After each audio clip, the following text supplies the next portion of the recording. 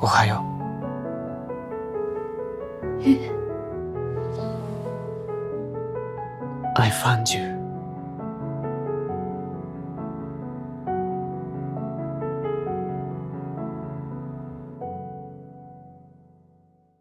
Akhir episode yang bikin Ana cukup kaget dan juga bikin tepuk tangan guys.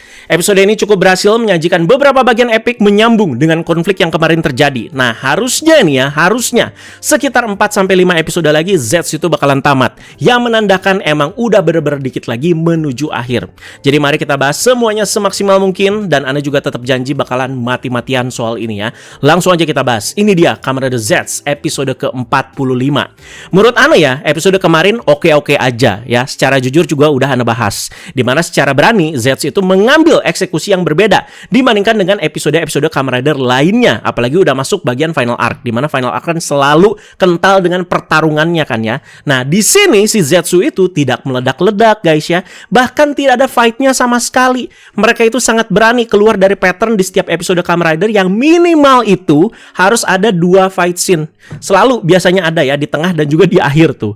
Kita itu diperdalam di sini dengan bagian Nemu yang dihilangkan ingatannya satu persatu dan juga secara perlahan ya. Dan memang gak sedikit juga gitu yang bilang bagus, oh ya bagus ya, dan juga jadi jembatan. Tapi kayaknya kalau mau secara realistis ya dan jujur-jujuran, ya bocil-bocil gak suka guys nih kayaknya ya. Tahu dari mana Gan? Ana udah bikin konten bahas-bahas ratusan video loh ya, dan insight dan juga demografi itu berbicara guys. Jadi itulah yang membuat konten juga cukup sulit ya kalau mau terlalu idealis. Ya udah, di sini kita tetap fokus pembahasannya ke Nemu ya. Ana juga penasaran peralihan dia yang diberikan ilusi dunia baru itu seperti apa sih? Ana pikir ya saat Nemu itu membuka mata, dia itu langsung disuguhi dengan dunia yang sudah penuh dengan orang-orang lagi di dunia tersebut dan juga penuh dengan keceriaan. Ternyata tidak guys. Kita itu malah dibuat sedikit bingung dengan bagian awal episode ini. Jadi Nemu itu seperti terbangun dari tidurnya, di mana tempat tidurnya juga kayak mencekam banget ya, gelap begitu. Dan dia itu mendapati dunia yang dia tempati saat ini kosong melompong. Sama seperti setelah dia itu melupakan semua orang di episode kemarin. Jadi gak ada satu orang pun guys ya, dimana Nemu itu hanya menemukan satu poster dirinya yang terpampang dan ada tulisan Recall the Dream. Jadi ini tuh kayak iklan brand olahraga ya, dan kebetulan Nemu itu modelnya, dan kebetulan lagi slogannya itu Recall the Dream. Jadi ibarat kayak apa ya, Adidas lah, Forever Forward lah ya, seperti itulah. Nah ini slogannya Recall the Dream. Ini seperti sebuah clue besar ya. Barulah Nemu itu bangun lagi dengan set tempat tidur yang jauh berbeda dan lebih terlihat colorful, pinky ya. Oh berarti yang tadi itu dia hanya mimpi. Nah disinilah kehidupan baru Nemu di dunia baru dimulai. Semua serba normal, serba happy, dan Nemu menjalani peran seharusnya dia ya sebagai seorang idol. Dan The Lady menjadi ibunya. Mereka itu sarapan bareng, ngobrol bareng dengan ceria juga ya. Dan di bagian ini nih ya, Ana itu agak bertanya-tanya, The Lady yang jadi ibu dari Nemu ini hanya sosok ilusi sementara yang asli lagi nangkring merhatiin, atau ini tuh beneran yang asli nih?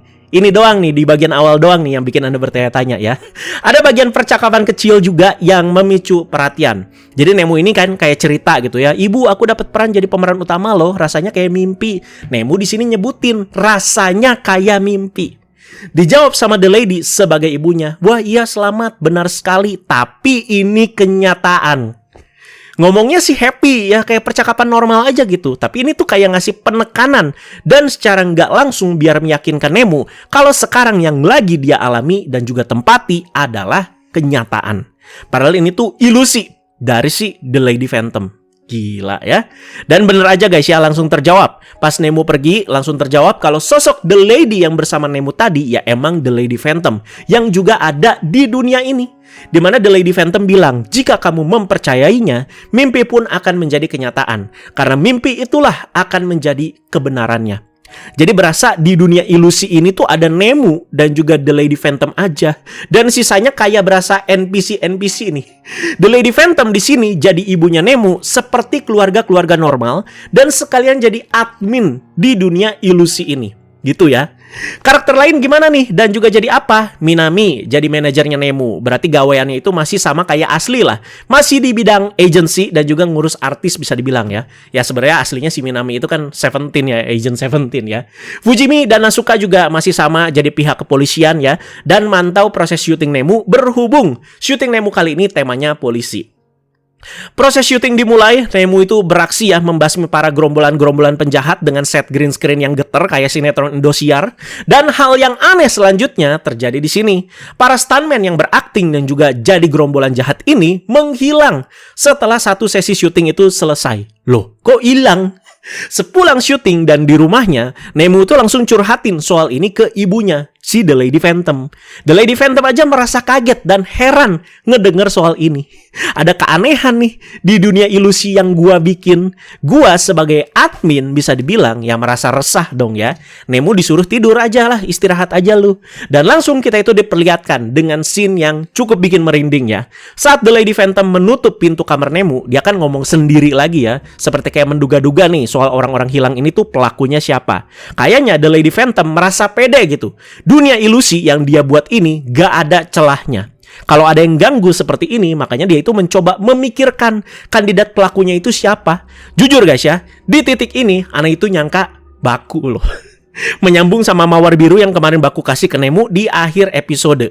Jadi Ana merasa yakin gitu kalau Baku pasti akan melakukan sesuatu kan ya di situ ya. Tapi yakin gak yakin juga gitu ya. Soalnya di sini agak-agak horor penerapannya.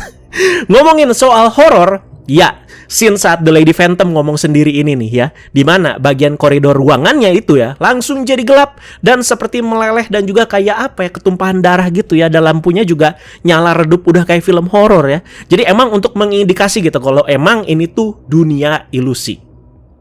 Di tidur ini Nemu itu bermimpi lagi kedua kalinya dengan tema yang sama.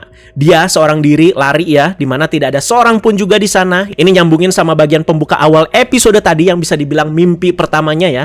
Tadi yang pertama Nemu dikasih clue soal recall the dream. Nah yang kedua apa nih? Kali ini lebih horor guys, dimana Nemu itu seperti dikejar oleh sosok misterius yang gak dikasih lihat ke kita. Suaranya juga horor banget tapi bentuknya tuh kayak manusia gitu ya. Sampai akhirnya si sosok misterius ini mau mencekik Nemu dan membuat Nemu itu terbangun dari mimpi buruknya ini. Dicurhatin lagi ke ibunya yaitu The Lady Phantom ya. Pagi-pagi pas mereka sarapan, "Bu, aku mimpi buruk." Mungkin dalam pikiran The Lady Phantom, anjir siapa lagi sih ini yang ganggu-ganggu dari kemarin ya. The Lady Phantom tetap berusaha tenang dan tidak mau terlihat panik pastinya ya di depan anaknya. Padahal udah dibikin gak tenang melulu nih ya. Maka dari itu untuk menjalani hari mulai hari ini, ibunya Nemu ini menyewakan bodyguard pribadi khusus untuk Nemu. Siapakah dia? Ya, karakter kesayangan dan juga favorit kita semua akhir-akhir ini, yaitu Nox ya. Sama seperti Minami, Fujimi, dan juga Nasuka ya. Walau Nox ini jadi bodyguard, tapi tetap dia ini tuh bodyguard dari kepolisian. Jadi semua karakter di sekeliling Nemu walau terlihat seperti kayak baru ya, tapi tetap gitu ada bagian-bagian yang terkait dengan yang aslinya. Ternyata hari ini hari ulang tahunnya Nemu, dan Nemu pergi untuk menjalani konser bernama Nemu Happy Birthday Show. Yang dinyanyiin lagu apa? Nemu Nemu Nemotion. Auto skip dah ya, mending dengerin Kufaku tuh berak tak cebok ya. Baru awal nyanyi, kejadian aneh terjadi lagi. Semua fans yang nonton Nemu hilang semua, tak bersisa satupun. Ngabrit kali ya, nggak mau denger Nemu nyanyi Nemu Nemotion ya. Ya, ini sama seperti hari kemarin ya. Jadi saat Nemu syuting dan stuntman-nya itu hilang semua. Ini membuat Nemu itu nggak nyaman dan dia itu mulai mengkesinambungkan dengan mimpi buruk yang dia akhir-akhir ini tuh alami. Diceritakan ada seperti sosok monster yang terus mengejar Nemu. Bener aja, sosok misterius yang mengejar Nemu ini langsung muncul di depan muka Nemu saat Nemu itu membalikkan muka, dan ternyata sosok ini adalah Oblivion Gore Nightmare. Kayak dikagetin langsung depan muka itu full ya. Kok bisa? Kan bisa dibilang ya, Oblivion itu udah berulah dengan menghapus ingatan Nemu sebelumnya. Nah ini tuh sedikit kompleks nih. Oblivion itu tahu ini tuh dunia ilusi yang diciptakan oleh si Phantom, dan dia itu nggak suka. Jadi di sini ada pertikaian nih antara dua Gore Nightmare yang tersisa ini. Dan dari dugaan The Lady Phantom, dari curhatan-curhatan Nemu, dia juga kayaknya udah tahu pelakunya itu siapa yang ngusilin dunia ilusi dia ini, yaitu Oblivion Gore Nightmare. Coba kita bahas di sini ya. Bukan cuman karena Oblivion itu nggak suka sama dunia ilusinya aja, makanya gangguin lagi dengan ngilangin orang-orang di dunia ilusi ini, dan hadir juga di mimpi buruk Nemu, tapi karena berasal dari si Phantom yang udah nipu si Oblivion. Jadi kita boleh balik lagi ya ke penerapan Nightmare yang mau outbreak ke dunia nyata itu caranya seperti apa saat di awal-awal cerita Zetsu.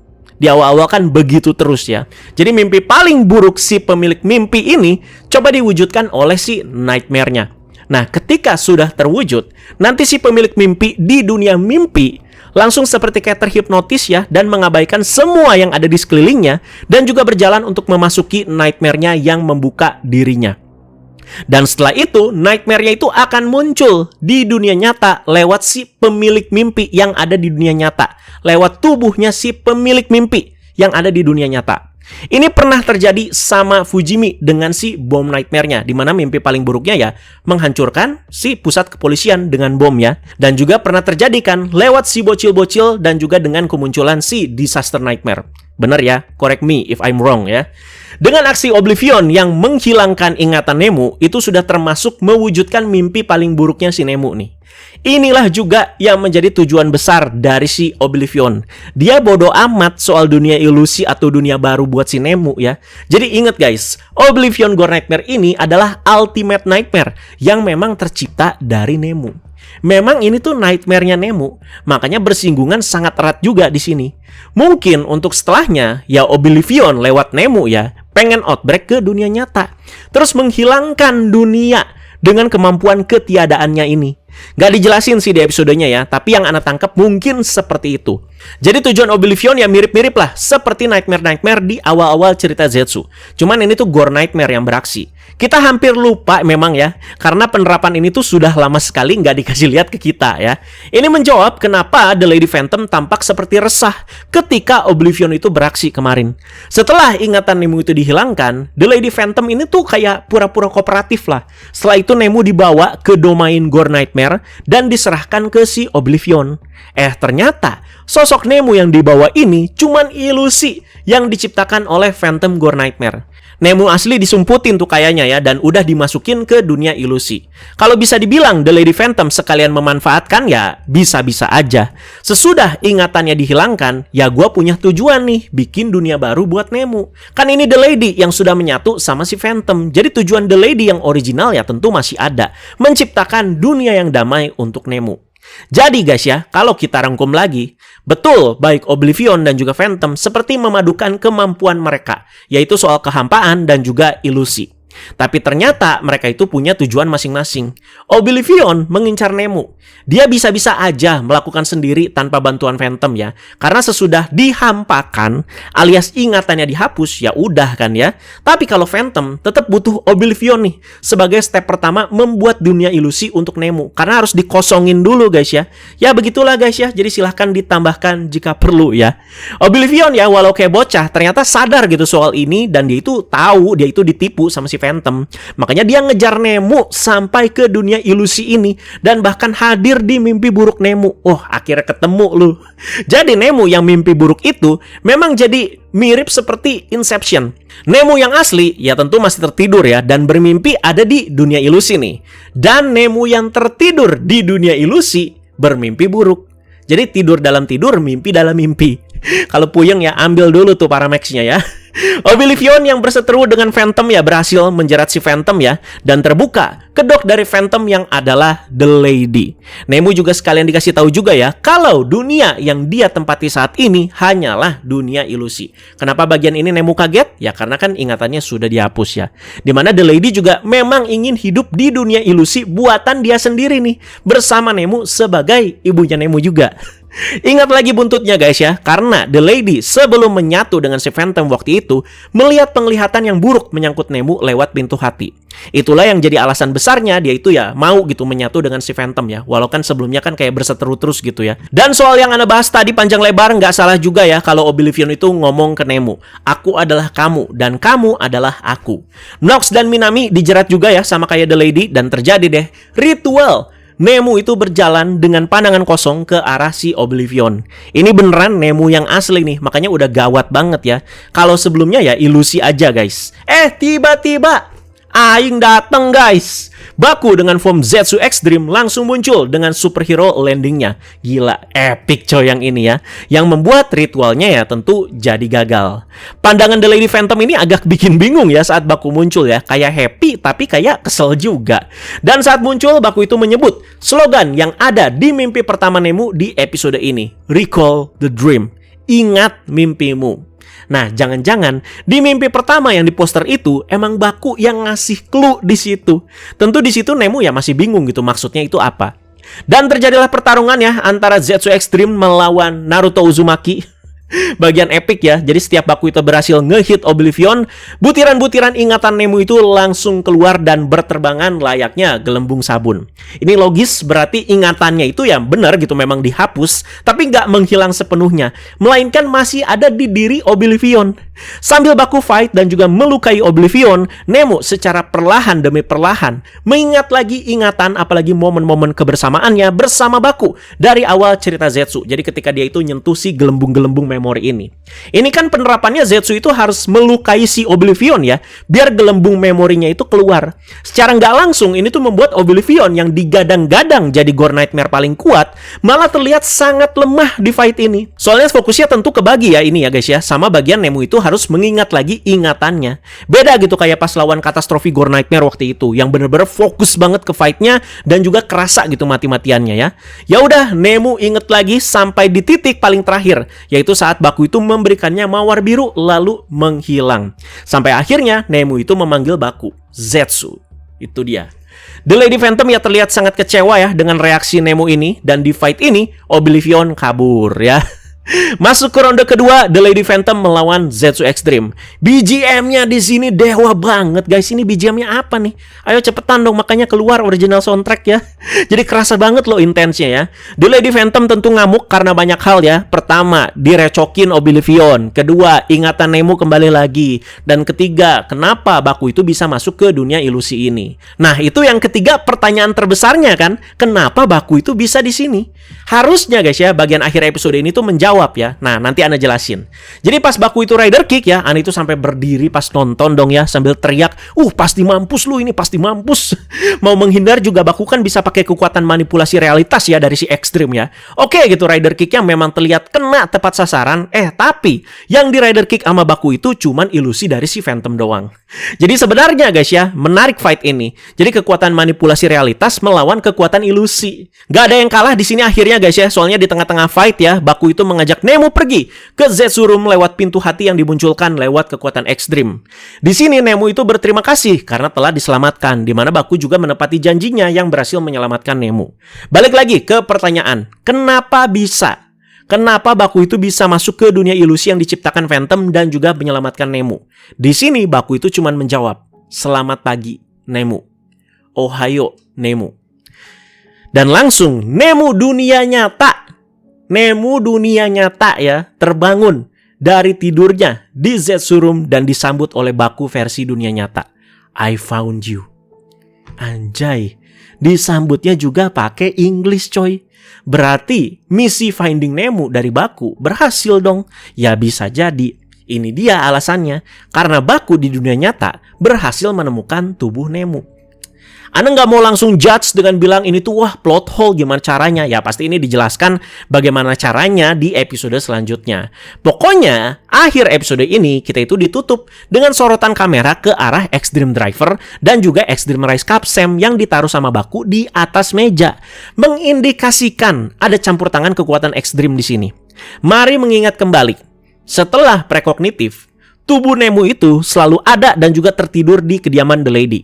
Barulah episode kemarin-kemarin ya, saat Nox itu mau ganti infusnya dan juga dibuntuti sama Fujimi, dia itu mendapati kediaman The Lady sudah digeledah dan Nemu itu udah nggak ada. Emang pertanyaan siapa yang membawa Nemu ya belum terjawab ya. Yang jelas kemungkinan bukan orang biasa dan belum tentu The Lady Phantom juga. Dan akhirnya Baku itu berhasil menemukan Nemu. Nah, karena inilah nih, Baku itu jadi kayak bisa menemukan koordinat Nemu walau dia itu ada di dunia ilusi. Tentu dengan bantuan kekuatan ekstrim juga. Jadi nggak mungkin gitu udah nemu tubuh nyatanya nih. Aduh gimana ya, pasti bingung. Nah ini pasti ada bantuan ekstrimnya ya. Jadi segampang tadi aja gitu mereka itu cabut dari dunia ilusi ke Zetsurum pakai pintu hati dari ekstrim. Begitu. Sejauh ini sih itu yang bisa Anda simpulkan ya. Kalau kalian mau tebak-tebakan siapa-siapa aja ya silahkan ya. Disertai dengan alasan yang logis tentunya ya. Jangan banyakan yaping, Pak. Episode minggu depan Phantom sepertinya sudah akan dikalahkan ya. Oleh siapa? Oleh Nox yang sudah bisa berubah lagi. Tepatnya dengan form Midnight Shadow-nya. Kenapa harus sama Nox? Karena secara teorinya kekuatan ilusi hanya bisa dikalahkan oleh kegelapan. Katanya begitu ya, ilusi versus Doxley. Episode yang tetap solid ya, tetap ada hooknya, tetap ada gregetnya juga. Ini nggak tahu Ana itu bias atau tidak, tapi menurut Ana ya, seampas-ampasnya atau semenurunnya episode Zetsu tetap bisa dinikmati dan ada aja gitu yang bisa kita teorikan panjang lebar. Jadi nggak jadi kosong melompong ya. Karena fondasi yang udah dibangun sejak awal sampai tengah cerita ya udah cukup kuat ini dengan teori-teori yang ada ya. Jadi dengan kekuatan ini ya semoga mereka itu tetap bisa membangun semuanya dengan solid sampai ending nanti ya. Jadi nggak leha-leha juga. Terbaiklah Zetsu. Ya kedua lah setelah Gachard ya. Terima kasih banyak semuanya yang sudah menyimak pembahasannya. Jadi silakan kalian diskusi aja di kolom komentar dan juga diskusi sesuai konteks guys ya. Terima kasih. Bye-bye.